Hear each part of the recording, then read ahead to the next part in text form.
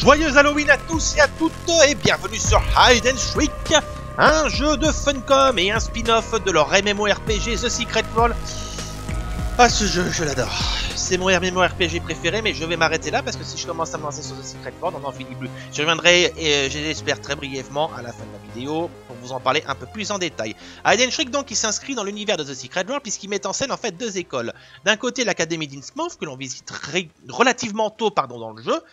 C'est d'ailleurs le théâtre des quêtes qui font partie des plus intéressantes du jeu, et c'est aussi là que l'on rencontre notamment un personnage qui est une des figures centrales des extensions du jeu, à savoir Carter, une jeune fille au pouvoir extraordinaire. Et d'un autre côté, le lycée de Little Springs, qui lui ne figure pas dans le jeu, donc il vient d'être introduit officiellement dans, on va dire, le background de The Secret World. On verra par la suite si les développeurs font des choses, hein, parce qu'après tout, c'est pas la première fois que Funcom sort un spin-off sur The Secret World. Hein. Je rappelle qu'il y a quelques temps, il y avait eu The Park qui était sorti, toujours à l'occasion d'Halloween, et qui d'ailleurs était lié à une des suites de quêtes de l'event d'Halloween, appelé les 7 silences. Enfin bref. Hide and Shriek donc, qui est en fait un jeu qui se veut une compétition entre ces deux écoles, donc l'Académie d'Innsmouth et Little Springs. Annuellement, ces deux écoles, donc spécialisées, je précise, dans la magie, hein, c'est du Poudlard, hein, je déconne pas, vont se retrouver et les élèves vont se rendre invisibles, évoluer dans les couloirs de leurs écoles et se faire peur mutuellement. Donc c'est une petite rivalité de bonne aloi à l'occasion d'Halloween. Hide and Shriek est un jeu exclusivement multijoueur, hein. Je précise qu'il n'y a pas de partie solo, donc pas la peine, vous ne jouerez pas contre des bots. Après, à voir si Funcom va rajouter une partie PvE, entre guillemets, par la suite, mais dans l'immédiat ce n'est pas le cas, vous n'avez que deux types de jeux. La partie publique qui va aller chercher des joueurs un peu partout dans le monde, hein, donc vous pouvez vous retrouver avec n'importe qui. Et enfin la partie privée qui, elle, vous permet tout simplement de jouer avec vos contacts Steam. Je précise que le jeu se joue à 1 contre 1. Il n'y aura pas d'équipe de 2, de 3 ou de 4. A voir après si ça va changer là aussi.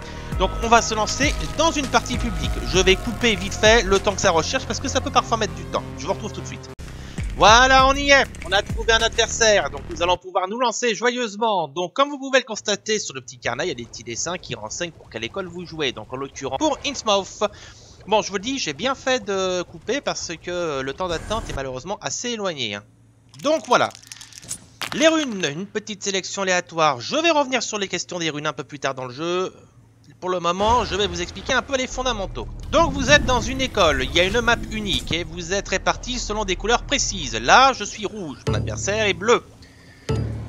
Dans Hide and Shriek, vous gagnez de deux manières. La première, la plus simple, c'est avant tout de récupérer des orbes comme celui-ci et de les déposer sur votre hôtel comme cela pour gagner des points.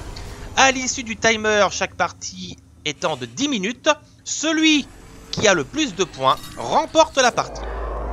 Je précise que vous pouvez également récupérer les orbes de vos adversaires, c'est très pratique parce que comme ça, vous pouvez les planquer pour éviter que lui, il les récupère. Il existe une autre manière de gagner dans Hide and Shriek. Si vous regardez sur le timer, vous avez une espèce de petite médaille. Elle est divisée en 3 sections. Chacune section se remplit chaque fois que vous arrivez à faire peur à votre adversaire. Si vous le faites peur 3 fois, vous remportez la partie d'office, quel que soit le nombre de points et quel que soit le temps qui vous reste. Voilà, donc c'est le petit détail qui compte. Pour faire peur à votre adversaire, vous devez arriver à le trouver. Alors vous allez me dire comment il faut le trouver, sachant qu'il est invisible. Et c'est là qu'interviennent les runes. Les runes vous permettent de débloquer des petits pouvoirs qui vous permettront notamment de rendre vos adversaires visibles. Et c'est à ce moment-là, dès que vous verrez vos adversaires, qu'il faudra appuyer sur la barre d'espace pour pouvoir les effrayer. Attention, vous pouvez vous planter. Dans ces cas-là, vous perdez toute l'énergie qui s'est accumulée. Si vous regardez en bas, vous avez un crâne. Voilà, et là j'ai eu peur. Voilà ce que ça donne. Ouf, 1-0 pour lui. Voilà ce que ça donne quand vous faites peur à votre adversaire. Donc en l'occurrence ici c'est moi qui me suis chié dessus. Le crâne en dessous, vous voyez, la barre se remplit au fur et à mesure quand elle est arrivée au plus haut niveau. Vous pouvez utiliser votre pouvoir de frayeur. Il faut encore bien évidemment arriver à trouver votre adversaire. Et donc si vous arrivez à l'effrayer, vous gagnez une partie de médaille et quelques points. Bon, dans l'immédiat, je sais pas trop, je vais mettre un vortex ici, comme ça va le piéger. Ça me permet de faire une charge folle. Alors, les orbes sont situés un peu partout. Il faut vraiment arriver à les trouver. Ça peut être un peu pénible. Et l'autre petite particularité du jeu, tenez, voilà un orbe pour moi, c'est que les hôtels sur lesquels vous devez déposer vos orbes se déplacent. Voilà, mon adversaire s'est fait avoir, vous avez vu, la rune a piégé, j'ai gagné 500 points. Donc il a l'avantage entre guillemets de la peur, mais de mon côté, j'ai l'avantage des points. Et j'ai un orbe rouge, et si je trouve mon hôtel, je vais pouvoir encore creuser un petit peu la différence. Alors, il faut simplement que je trouve l'hôtel. Voilà. Il y a des petites traînées aussi. Là, je ne sais pas trop à quoi ça correspond. Et j'ai acheté le jeu que très récemment. Donc, je ne sais pas trop encore toutes les... Je ne connais pas, pardon, excusez-moi, tous les tenants et les aboutissants du jeu. Hein, donc, je suis vraiment au début. Je ne suis pas un gros joueur. Donc, voilà. Là, je suis un peu, entre guillemets, en train de découvrir avec vous. Donc, il faut... 2-0. La partie risque d'être courte. La partie risque d'être courte. Encore une fois, j'y ai droit. Hein. Encore une fois, j'ai perdu. Donc là, il a eu du bol. Alors, il faut que je trouve à nouveau des orbes. Ou il faut que je trouve un moyen de l'effrayer. Là, c'est là que tout se joue. Ça, c'est des orbes bleus. Donc, c'est ces orbes à lui. Encore des orbes bleus. Alors, le souci aussi, c'est que les orbes sont générés de manière aléatoirement. Et du coup, ça n'aide pas. Voilà. 2-1. Poil au cul. Dans ta gueule. J'ai justement vu l'orbe qui se déplace. Oui, parce que quand vous saisissez l'orbe, mine de rien, vous êtes visible. Donc c'est sans doute à cause de ça qu'il a pu me voir. Donc il faut que je fasse très attention. Parce que moi, je ne le vois pas dans l'immédiat. Il y a quelques pouvoirs, comme par exemple le châle de ténèbres, qui permet, si vous voulez, d'entourer votre adversaire de ténèbres. Ah oui, attendez, le grimoire là. Voilà, augmente de manière permanente. Je crois que c'est l'effet des peurs. Donc attention. Où est mon putain d'hôtel? Il est là. Voilà. 30 000. Là, j'ai 2 fois plus de points que lui. Ça, c'est bien. Alors, la rune. Qu'est-ce que c'est que ça? Poche magique. Créer une surprise terrifiante. Alors ça, j'aimerais éventuellement le mettre devant son hôtel. Si je le retrouve. Donc c'est un petit peu autant... Oula. Qu'est-ce qui s'est passé là? Donc oui, c'est autant de l'exploration et de l'investigation. Casse-toi. C'est autant de l'exploration et de l'investigation, je disais, que de la chasse. Il faut faire très attention. Ah, et du coup, comme je l'ai effrayé, je constate que j'ai perdu 1 degré de peur. Donc, quand vous effrayez votre adversaire, visiblement, eh bien, lui gagne un point de peur et vous, vous en perdez un. Donc, c'est très sympathique. Ça vous avantage. Allez, hop, encore. Parfait. Ouais, je creuse bien la différence, là. Est-ce que ce serait pas lui, là, des fois? Non. Je croyais que c'était lui, mais non. 44 000. Il a 37 000. Là, la vie... Oula. Qu'est-ce qui s'est passé? Alors, j'ai été victime d'un sort. Donc, je suis un peu surpris, hein, encore à nouveau, par les sorts qui me tombent dessus. Hein. Donc, il y a des choses que je connais à peu près et d'autres que je connais un peu moins. Allez. 44 000 contre 38 000. L'écart se resserre, mais c'est encore jouable.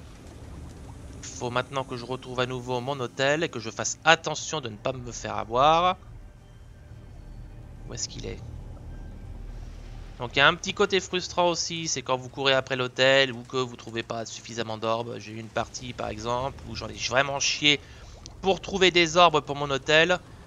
Alors que l'adversaire, lui, limite toutes les 10 secondes. Allez hop, en avant. Non, je l'ai raté, vous voyez. Voilà, donc du coup j'ai consommé pour rien mon énergie. Et lui, voilà, il prend la tête.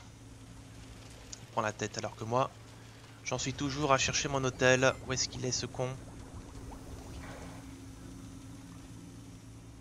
Où est-ce qu'il est? 50 000. Bon sang. Il y a son hôtel à lui, mais le mien, je ne le trouve, mais vraiment pas. Ça, je peux le lancer que sur les objets. Ça, voilà, il fait noir. Donc du coup, ça n'aide pas non plus. Ça, c'est un pupitre.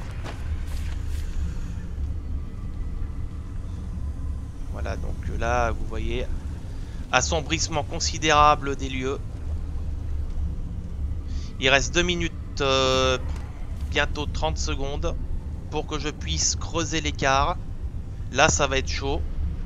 Si je colle l'orbe dans un hôtel, ça compense. Mais là, je ne trouve absolument pas mon hôtel. Alors là, ça devient un peu frustrant.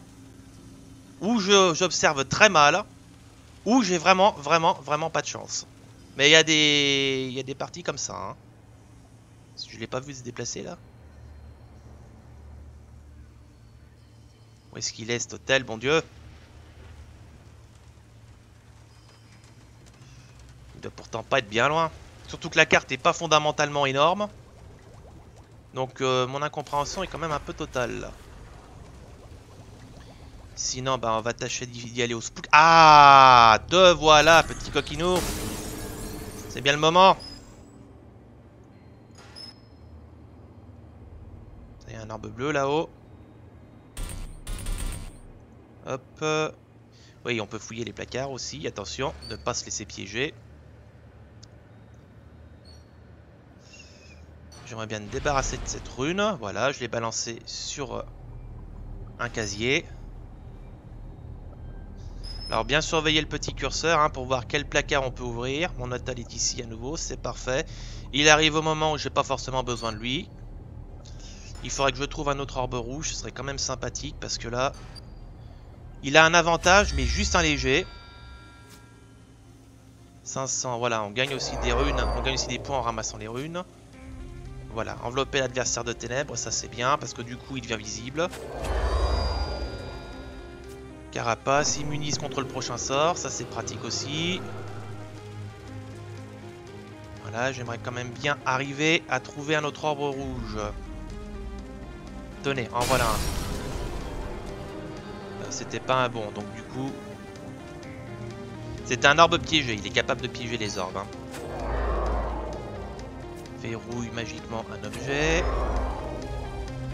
Carapace, je vais m'immuniser contre un sort à nouveau. Poche magique. Ah bah, vous voyez, bah ça, je sais pas pourquoi, j'aurais dû faire attention. J'aurais dû m'en douter. Pour le moment, il est parti pour gagner, hélas. Voilà, 8 secondes. Longtemps, il reste plus rien. Je pense que les carottes sont cuites, malheureusement. Et voilà, au moment où je trouve un orbe. Bon, bah ça s'est joué de peu, mais voilà. Alors, on va quand même voir au niveau des points, quelle différence... Ah, attendez. Et finalement, c'est moi qui ai gagné. Et oui, parce que regardez, des profs, chouchou du prof, pardon, chapeau de sorcier, le plus de hurlements. Donc du coup, bah même si à la rigueur, le score, vous avez un score à 0, il reste encore les points bonus, victoire. Donc ça n'est jamais véritablement joué dans une partie. C'est vraiment les bonus de fin qui déterminent le reste. Alors là, je sais pas ce qui se passe. Voilà, ça y est, j'ai réussi à faire enlever ça. Bon, voilà, c'était une partie de Hide and Shriek, hein, donc je vous en montre une comme ça vite fait, hein, je vais vite fait vous parler des autres aspects du jeu, donc le profil, hein, pas de souci. C'est tout ce qui concerne la personnalisation. Alors vous voyez, vous avez votre petit crâne, hein, c'est celui qui apparaît quand vous faites peur à l'ennemi. Donc là, vous avez Morty, mais vous pouvez aussi débloquer d'autres modèles au fur et à mesure du jeu. Là, vous voyez, ils sont encore verrouillés, avec ben, des petites décorations, comme ci, comme ça, que vous pouvez utiliser pour, à la rigueur... faire plus rigolo. Oui, tenez, là je reviens là-dessus. Vous avez aussi, si vous voulez, le masque d'Hillary Clinton et de Donald Trump. Hein. Je rappelle qu'on est en pleine élection présidentielle au moment où je vous parle, aux États-Unis. Donc voilà, question horreur. Là, on atteint les sommets. Vous avez même la prévisualisation. Voilà, boum. Voilà, donc ça donne un côté vraiment potache au jeu. Hein. C'est un humour tout à fait typique de The Secret World. Vous avez le grimoire. Alors, on est dans The Secret World quand même, malgré tout. Donc... Vous avez des histoires à récolter, donc là j'en ai pas beaucoup, mais bon ça viendra avec le temps. J'en ai même pas du tout en fait, hein, autant dire les choses. Alors les sorts, et ben vous avez la description des sorts que vous rencontrez, hein, avec, bon bah vous voyez un petit lore sympathique, hein, au lieu de vous décrire tout simplement bêtement ce que fait le sort. On vous explique une petite histoire à l'origine du sort, il y a un petit côté Harry Potter qui transparaît hein, là-dessus, hein, c'est tout à fait bon enfant. Voilà, Harry Potter version... Dark Fantasy, voilà, donc c'était Hide and Shriek, j'espère que le jeu vous plaît, hein, vous pouvez le trouver sur Steam pour vraiment pas cher, profitez-en. Pendant les soldes d'Halloween, je crois qu'il a 20% de réduction, quelque chose comme ça, il doit être à 4,79 €. à peine. Donc c'était un petit let's play bien sympathique ma foi. Je reviens vite sur The Secret World qui est un jeu que je qualifie vraiment de génial. Très honnêtement, je pense que c'est mon MMORPG préféré en termes d'atmosphère et de narration. Je vous conseille très fortement de l'essayer si vous êtes très à fond dans tout ce qui est, vous savez, théorie de la conspiration, mythologie et surtout ambiance Lovecraftienne. Lovecraft est une des influences majeures de The Secret World, si ce n'est l'influence majeure. Considérez que c'est un petit peu comme un jeu qui rencontre Lovecraft et les théories de conspiration et la mythologie, les folklores, enfin bref, ça part du principe que tout ce qui est légende et compagnie existe véritablement. Essayez-le, il y a des stress tests de temps en temps, il y a des offres d'essai je crois aussi, mais je suis plus trop sûr, en tout cas il y en a une il y a quelques temps, c'est comme ça d'ailleurs que j'ai découvert le jeu. Il est gratuit, il est en free to play, vous devez juste acheter la clé CD, mais bon c'est pas bien méchant, vous avez en plus des promotions sur Steam avec tous les packs d'extensions disponibles jusqu'à présent. Il y a un free to play comme je l'ai dit, c'est à dire que vous pouvez y jouer sans abonnement, et il y a un système d'abonnement qui n'est pas restrictif, hein, vous pouvez parfaitement jouer à ce Secret World. Simplement, je pense que l'abonnement vous confère quelques réductions, une quantité de points à dépenser dans la boutique et aussi quelques petites levées de restrictions comme le fait de pouvoir se téléporter gratuitement et de ne pas avoir des verrouillages de raid de 18 heures. Enfin bref, je n'ai plus trop le détail en tête, mais si The Secret World vous intéresse, si Hidden Shriek vous a plu, si vous aimez les ambiances de Dark Fantasy, de légendes urbaines, Lovecraft, Transylvanie, Égypte ancienne, etc., etc., etc., jouez à The Secret World, il est absolument exceptionnel. C'est un jeu véritablement que j'adore et sur lequel je reviens toujours avec grand plaisir. Voilà, donc c'était Hidden Shriek. Je vous remercie d'avoir suivi cette vidéo et j'espère qu'elle vous aura plu. Je vous souhaite à tous et à toutes un très joyeux Halloween sur Gaming Highway et je compte sur vous pour revenir pour les prochains